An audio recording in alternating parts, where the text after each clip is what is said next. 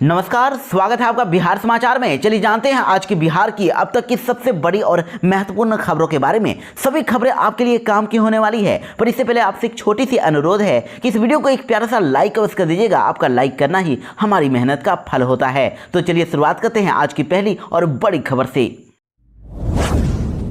चुनाव से पहले ही नीतीश सरकार ने दे दिया बड़ा गिफ्ट। पंचायती राज विभाग में 15,000 से भी ज्यादा पदों पर होगी भर्ती। जी हाँ, नीतीश सरकार ने अब बम्पर बहाली का ऐलान कर दिया है। अब नीतीश सरकार ने गिफ्ट दे दिया है। बिहार सरकार के पंचायती राज विभाग में 15,610 पदों पर जल्द ही भर्ती होगी और इसको लेकर पंचायती राज विभाग की ओर से कहा गया है कि नियुक्ति से लेकर बहाली तक की प्रक्रिया 2025 के विधानसभा चुनाव से पहले ही पूरी हो जाएगी और नवंबर से आवेदन की तारीख रखी गई है। जल्द ही आवेदन की तारीख की घोषणा कर दी जाएगी। वहीं जनरल के लिए इस बार 500 जबकि आरक्षित लोगों के लिए 250 रुपए आवेदन शुल्क है। अभ्यर्थी ऑनलाइन आवेदन करेंगे और 15,610 पदों पर 4,351 पद स्थायी नियुक्ति होगी, जबकि 11,259 पदों पर संविदा के आधार पर बहाली होगी। तो इसमें कौन कौन से पदों के लिए वैकेंसियां आने वाली है? देखिए, स्थायी नियुक्ति में सबसे अधिक तो पंचायती सचिव के लिए 3,525 पद शामिल हैं और इसके अलावा लिपिक के लिए 504 पद, चपरासी के लिए 5 और लेखा परीक्षक के लिए 28, जिला परिषद जूनियर इंजीनियर के लिए 104, पंचायती राज अधिकारी के लिए 112 और निम्न श्रेणी लिपिक के लिए एक और जिला शिक्षण निम्न श्रेणी लिपिक के लिए 72 पद होंगे। वहीं सबकी बहाली कर्मचारी चयन आयोग और बिहार लोक सेवा आयोग दोनों से होगी। इसकी प्रक्रिया जल्द ही शुरू होने वाली है और संविदा पर जिन पदों पर बहाली होगी उनमें सबसे ज्यादा आईटी सहायक के 7,070 पद हैं। इसके अलावा ग्राम कचहरी विधिक मित्र के 2,230 पद और ग्राम कचहरी सचिव के लिए 1,400, वहीं तकनीकी सहायक के लिए 556, सहायक डाटा एंट्री ऑपरेटर के लिए 3 पदों पर बहाली होगी और इनके लिए वेतनमान 19,900 से लेकर 56,400 तक होगा। तो जल्द ही इसके लिए बहाली प्रक्रिया शुरू होने वाली है। जल्द ही इसको अंतिम रूप दे दिया जाएगा। तेजस्वी यादव जल्द ही शुरू करेंगे यात्रा का दूसरा चरण। 16 से 26 अक्टूबर तक कार्यकर्ताओं से करेंगे संवाद। जी हां, बिहार विधानसभा के नेता प्रतिपक्ष और आरजेडी नेता तेजस्वी प्रसाद यादव एक बार फिर से दूसरे चरण की यात्रा पर निकलने वाले हैं। 16 अक्टूबर से 26 अक्टूबर तक वो टोटल 11 जिलों में कार्यकर्ता संवाद कार्यक्रम करेंगे और वहीं राष्ट्रीय जनता दल यानी आरजेडी की तरफ से दूसरे चरण के लिए जिलों का चयन भी किया जा चुका है। तेजस्वी यादव टोटल 11 जिलों के कार्यकर्ताओं से मिलेंगे और उनकी बातें भी सुनेंगे। तेजस्वी यादव 16 अक्टूबर को बांका में रहेंगे। 16 अक्टूबर से 26 अक्टूबर तक वो किन किन जिलों में रहेंगे, तो देखिए इन 11 जिलों का शेड्यूल भी जारी किया गया है। तेजस्वी यादव का कार्यकर्ता दर्शन सह संवाद कार्यक्रम 16 अक्टूबर को बांका में, 17 को जमुई में, 18 अक्टूबर को मुंगेर में, 19 अक्टूबर को खगड़िया में, 20 अक्टूबर को बेगूसराय में, 21 अक्टूबर को लखीसराय और शेखपुरा में, 22 अक्टूबर को नवादा में, 23 अक्टूबर को नालंदा में, 24 अक्टूबर को जहानाबाद में, अरवल में और वहीं 25 अक्टूबर को गया में, वहीं 26 अक्टूबर को संगठन जिला टेकारी में होगा। बिहार में जल्द ही पैक्स से चुनाव होने वाले हैं। इसकी तैयारी पूरी कर ली गई है और 26 नवंबर से 5 चरणों में मतदान होगा। जी हां, बिहार में प्राथमिक कृषि शाख सहयोग समिति यानी कि पैक्स चुनाव 26 नवंबर से 5 दिसंबर के बीच 5 चरणों में होगा और इसकी तैयारी पूरी कर ली गई है। मतदान को लेकर वोटर लिस्ट भी तैयार कर लिया गया है और राज्य निर्वाचन पदाधिकारी ने अब गृह विभाग को पत्र लिखकर इस बात की जानकारी दी है। विभाग के डीजीपी को सुरक्षा के व्यापक प्रबंध करने के लिए कहा गया है और पैक्स चुनाव से पहले 16 अक्टूबर को राज्य निर्वाचन पदाधिकारी ने एक अहम बैठक भी बुलाई है, जिसमें संबंधित विभागों के अधिकारी और पदाधिकारी शामिल होंगे। तो बिहार में 26 नवंबर से 5 दिसंबर तक 5 चरणों में पैक्स चुनाव होने वाले हैं और चुनाव बैलेट पेपर से कराए जाएंगे और मतदान के दिन ही मतगणना भी होगी। पवन सिंह के बाद अब भोजपुरी सिंगर रितेश पांडे भी लड़ेंगे चुनाव। कह दिया है कि हम जीत गए तो घूस लेने वालों को छठी का दूध याद दिला देंगे। जी हां, देखिए पवन सिंह के लोकसभा चुनाव लड़ने के बाद अब भोजपुरी सिंगर रितेश पांडे भी अब 2025 में होने वाले बिहार विधानसभा चुनाव लड़ेंगे। उन्होंने ये फैसला कर लिया है और भभुआ विधानसभा से ताल ठोकते हुए रितेश पांडे ने अपने चुनावी कार्यालय का उद्घाटन भी कर लिया है। रितेश पांडे ने शिक्षा को मुद्दा बनाकर इस बार विधायक का चुनाव लड़ने वाले हैं। रितेश पांडे ने कहा कि इस क्षेत्र का मैं नेता और गायक नहीं बल्कि बेटा हूं। लोगों का भरपूर समर्थन उन्हें मिलेगा और बिहार में शिक्षा का स्तर स्तर काफी खराब है। अगर जनता का समर्थन मिला तो शिक्षा को सुदृढ़ करने के लिए क्षेत्र में काफी काम करेंगे। और सभी कार्यालयों में घूसखोरी का प्रचलन काफी बढ़ गया है। यदि हम जीत गए तो घूस लेना बंद करवा देंगे। यदि कोई घूस लेता है तो उसको छठी का दूध याद दिला देंगे।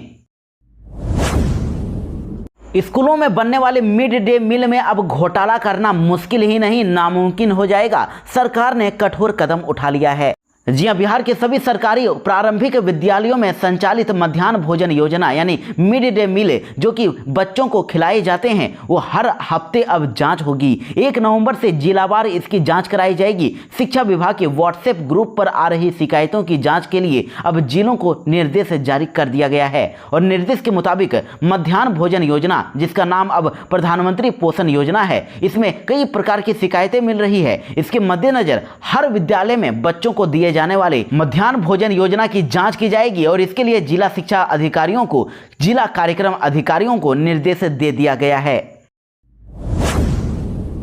बिहार में मौसम विभाग ने आज बारिश और वज्रपात को लेकर कई जिलों में अब संभावना जताई है और लोगों को सावधान रहने के लिए कह दिया है। कहा जा रहा है कि आज पटना में तेज बारिश होगी और आकाश से बिजली भी गिरने की अलर्ट जारी किया गया है। और जिन जिलों में आज सबसे ज्यादा बारिश होगी उसमें खगड़िया, बांका, जमुई, मुंगेर और भागलपुर जिला शामिल है। मौसम विभाग के मुताबिक पूर्वा हवा के कारण अभी बिहार के कुछ हिस्सों में मानसून एक्टिव है। इसके कारण कुछ जगहों पर बादल के साथ छिटपुट बारिश की संभावना है। बिहार के कुछ हिस्सों में मानसून की विदाई शुरू हो गई है और इसमें गोपालगंज, सिवान, बक्सर, आरा, औरंगाबाद, रोहतास, कैमूर और गोपालगंज शामिल हैं। लेकिन अब कुछ ही दिनों के अंदर बिहार से पूरी तरह से मानसून की विदाई हो जाएगी। बिहार में शिक्षकों के लिए बड़ी खुशखबरी है। ट्रांसफर पॉलिसी अब बिहार में लागू कर दिया गया है, जिसके बाद अब शिक्षक अपने मनचाहे जिले में अब ट्रांसफर करवा सकेंगे। लेकिन इसमें यूपी और झारखंड वालों को भी बड़ा फायदा होने वाला है। देखिए, कई शिक्षक ट्रांसफर पॉलिसी का इंतजार कर रहे थे और ये अब नई नियमावली जारी भी हो गई है। शिक्षकों को इसका लंबे समय से इंतजार था। हालांकि नई पॉलिसी जारी होने के बाद कई खामियां भी बताई जा रही है। शिक्षक संघ ने इसका विरोध भी शुरू कर दिया है और कोर्ट तक जाने की बात कर रहे हैं। शिक्षक संघ का कहना है कि इससे यूपी और झारखंड वालों को फायदा होगा। देखिए, कहा गया है कि नियमावली जो आई है उसके अनुसार पुरुषों की पोस्टिंग गृह अनुमंडल में नहीं होगी। तो कई जिलों में एक ही अनुमंडल है तो फिर उनका क्या होगा? और यह बाध्यता पुरुष शिक्षकों के साथ ही आखिर क्यों हो रही है? शिक्षिकाओं के लिए गृह पंचायत में पोस्टिंग नहीं होने की बाध्यता है, बल्कि बगल वाले पंचायत में हो जाएगा। लेकिन ये नियम आखिर पुरुषों के लिए क्यों नहीं है? नियम पुरुषों के लिए भी होना चाहिए। वहीं इधर दूसरा यह है कि किसी भी शिक्षिका की पोस्टिंग उसके गृह नगर निकाय या फिर वर्तमान नगर निकाय में नहीं होगी। यह शहरी क्षेत्र में रहने वाली महिलाओं पर बहुत बड़ा जुर्म है। शहरी क्षेत्र की महिलाओं की पोस्टिंग सुदूर गांव में क्यों हो रही है और अपने गृह नगर निकाय में उनकी पोस्टिंग में आखिर क्या दिक्कत है? वहीं इधर असाध्य रोगों से ग्रसित एवं दिव्यांग शिक्षकों को भी अपने गृह पंचायत या फिर नगर निकाय में पोस्टिंग आखिर क्यों नहीं मिल रही है? ये कैसा नियम है?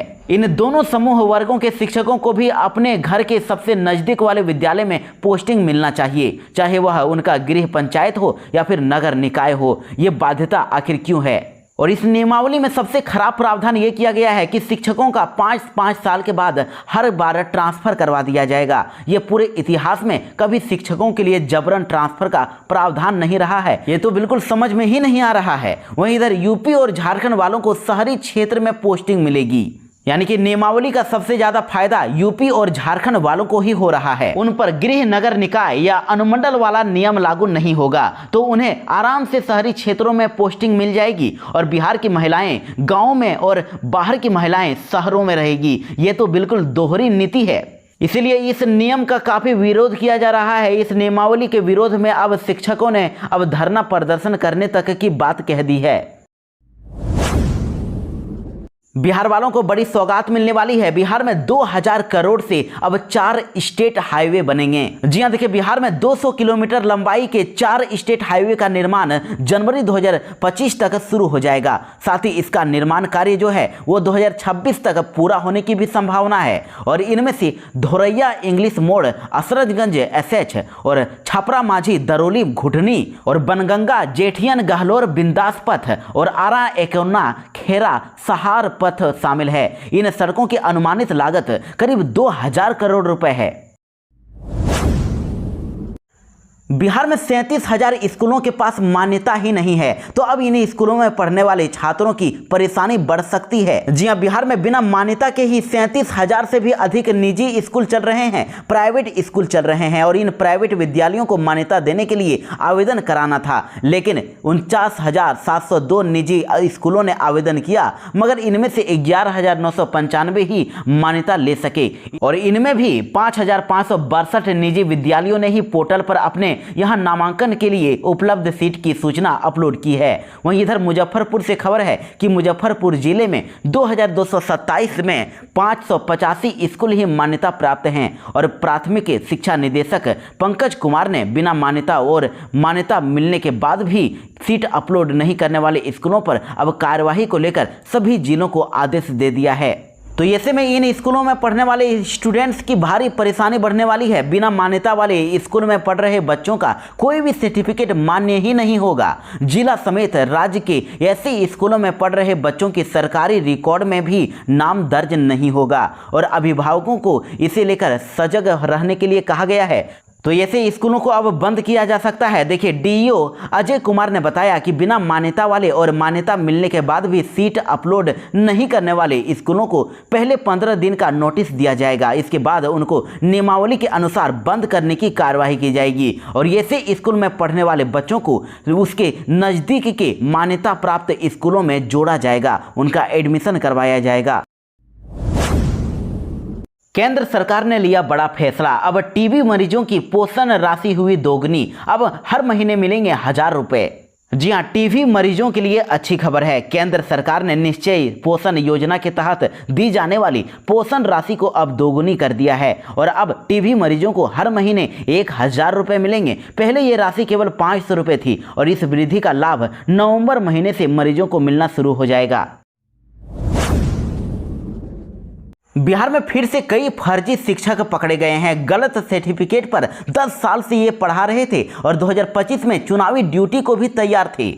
जी हां, बिहार के स्कूलों में अभी दूसरे के सर्टिफिकेट पर 10 साल से 42 फर्जी शिक्षक स्कूलों में पढ़ा रहे हैं और डंके की चोट पर वे इसे स्वीकार भी कर रहे हैं और 2025 में होने वाले बिहार विधानसभा चुनाव में ये ड्यूटी करने के लिए भी तैयार हैं। ये खुलासा 3 महीने पहले ही हुआ है। शिक्षा विभाग की जांच में इन शिक्षकों का सर्टिफिकेट सही नहीं पाया गया था और विभाग ने शिक्षा विभाग पदाधिकारियों को इनके विरुद्ध कार्रवाई करने का निर्देश दिया था, लेकिन वे शिक्षक अब भी स्कूलों में ही पढ़ा रहे हैं। पड़ताल के दौरान जब इन शिक्षकों से पूछा गया तो कहा कि 2025 में होने वाले विधानसभा चुनाव में ड्यूटी के लिए शिक्षकों की लिस्ट वेरीफाई की जा रही है और उन्होंने खुद स्वीकार भी कर लिया है कि अभी वो वहीं स्कूलों में पढ़ा रहे हैं जहाँ पहले पढ़ा रहे थे।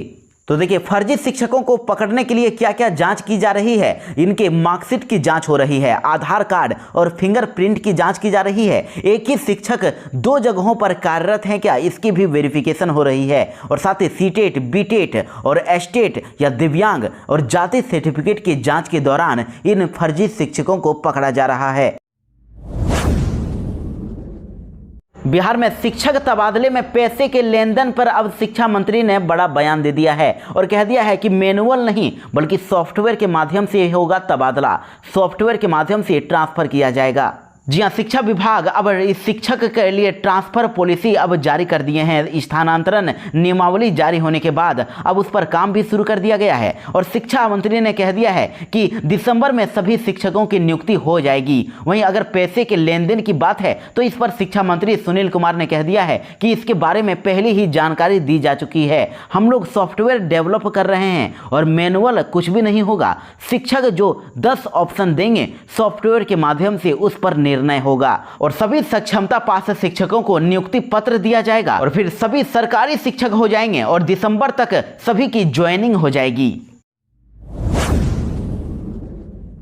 बिहार के रेल यात्रियों के लिए बड़ी अच्छी खबर है। अब बख्तियारपुर में भी रुकेगी वंदे भारत ट्रेन। हटिया एक्सप्रेस का भी अब बढ़ गया स्टॉपेज। जी हां, रेल में सफर करने वाले यात्रियों के लिए बड़ी अच्छी खबर है। अब रेल यात्रियों को पहले से अधिक सुविधा मिलने वाली है। पूर्व मध्य रेलवे ने यह निर्णय लिया है कि रेलवे की ओर से यात्रियों की सुविधा को देखते हुए वंदे भारत का ठहराव 13 अक्टूबर से बख्तियारपुर और 14 अक्टूबर से हटिया एक्सप्रेस का दनियावा में होगा और श्रमजीवी एक्सप्रेस का 14 अक्टूबर से पावापुरी रोड स्टेशन पर ठहराव किया जाएगा। भोजपुर में 64 किलो गांजा के साथ 2 तस्कर गिरफ्तार। 2 अलग थाना क्षेत्रों में छापेमारी और खिड़की से कूदकर फरार हुए तस्कर। जी हां, देखिए भोजपुर पुलिस ने 2 अलग अलग थाना क्षेत्र में छापेमारी करके 64 किलो गांजा के साथ 2 तस्करों को गिरफ्तार कर लिया है। और गुप्त सूचना के आधार पर चलाई गई सर्च अभियान में पहला मामला पहाड़पुर गांव का है, तो वहीं दूसरा गजराजगंज ओपी अंतर्गत मसाड़ गांव का है।